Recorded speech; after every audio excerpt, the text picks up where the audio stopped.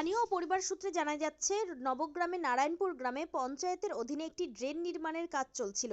সেই ড্রেনের জন্য গর্ত খনন করার পরে 30 মিনিটের মধ্যেই আচমকায় হুড়মুড়িয়ে ভেঙে পড়ে স্থানীয় বাসিন্দা দীনবন্ধু মণ্ডলের দোতলা মাটির বাড়ির এক অংশ। চোখের নিমেষে নিজের স্বপ্ন এইভাবে ভেঙে পড়তে দেখে কান্নায় ভেঙে পড়েছেন বাড়ির মালিক ও তার পরিবার। এই ঘটনায় এলাকায় তীব্র উত্তেজনা ছড়িয়ে পড়েছে। স্থানীয়দের ও পরিবারের অভিযোগ, কোনো রকম পরিকল্পনা ছাড়াই এবং বাড়ির ভেতর খুব কাছ দিয়ে অবৈজ্ঞানিকভাবে ড্রেন খোঁড়ার ফলে এই ভয়াবহ বিপত্তি ঘটেছে। সব হারিয়ে এখন দিশেহারা দীনবন্ধু বাবু। পঞ্চায়েত বা প্রশাসনের পক্ষ থেকে কি কোনো ক্ষতিপূরণ দেওয়া হবে? ঘটনার পর থেকে উঠছে একাধিক প্রশ্ন।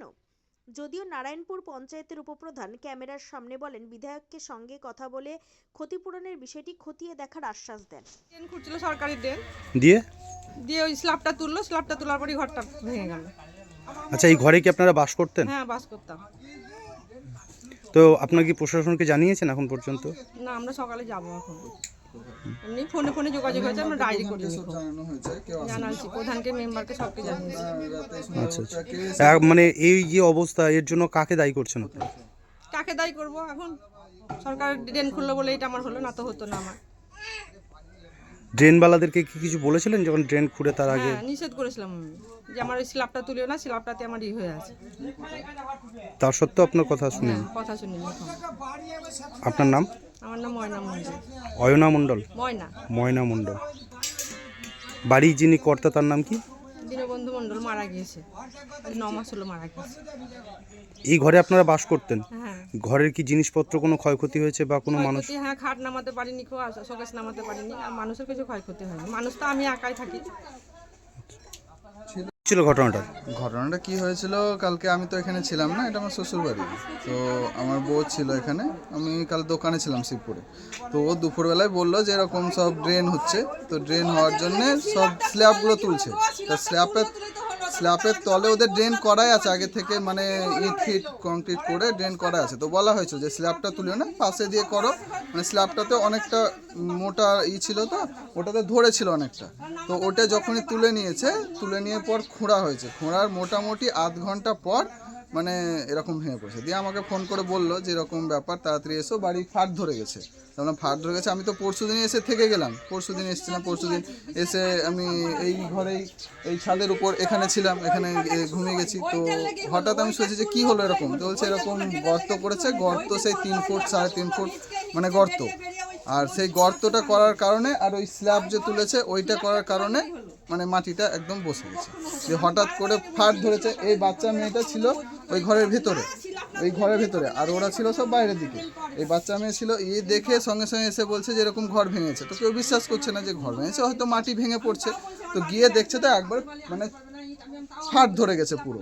দিয়ে তাড়াতাড়ি করে সব যেটুকু যা বের করতে পেরেছে, সব তো বের করতে পারেনি, সব তাড়াতাড়ি করে আবার বেরিয়ে পালিয়ে এসছে বলে ধরো বেঁচে গেছে, না তো চাপা পড়েই যেত।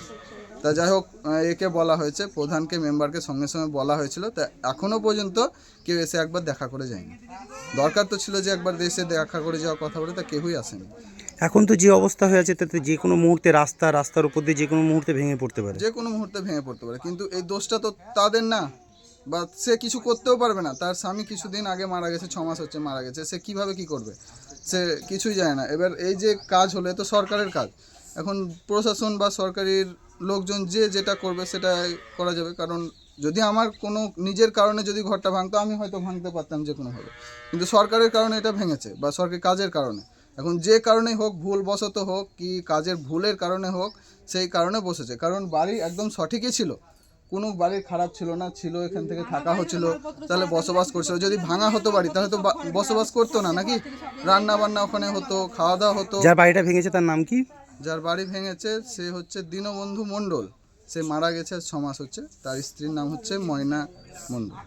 আপনার নাম? আমার নাম কৌশিক সরকার। দেখুন, এটা আমাদের গ্রামের লোকের, এই পাড়ার লোকের বহুত দিনের একটা ছিল যে মন্দির থেকে এটা দিয়ে গোটা গ্রামেরই জলটা নিকাশ হয়, গোটা গ্রামের যে জলটা নিকাশ হয়, সেই ইয়েতে রোডে জল উঠছিল, পায়খানার জল, মোটরের জল, সবই এটা দিয়ে নিকাশ হয়। সেই ক্ষেত্রে হয়তো বাড়িটা 100 বছরের পুরাতন হবে, কিন্তু বাড়ির সঙ্গে তো ড্রেনের কোনো কানেকশন ছিল না। হয়তো বাড়ি থেকে ধরেন 3 ফুট ছেড়ে ড্রেন হচ্ছিল, এবার ড্রেনটা খনন করার পরে আজকে বাড়িটা বসে গেছে। এক্ষেত্রে ধরেন আমরা দেখছি, আমরা আমাদের এমএলএ সাহেবকে জানাবো, আমরা পঞ্চায়েত থেকে যতদূর পারি সেটা আমরা ধরেন মানুষের পাশে আছি, মানুষের পাশে থাকবো এবং আমরা যতটা পারি সাহায্য করার চেষ্টা করব। আচ্ছা, আপনার নাম? সিরাজউদ্দৌলা শেখ, নারায়ণপুর গ্রাম পঞ্চায়েত উপপ্রধান।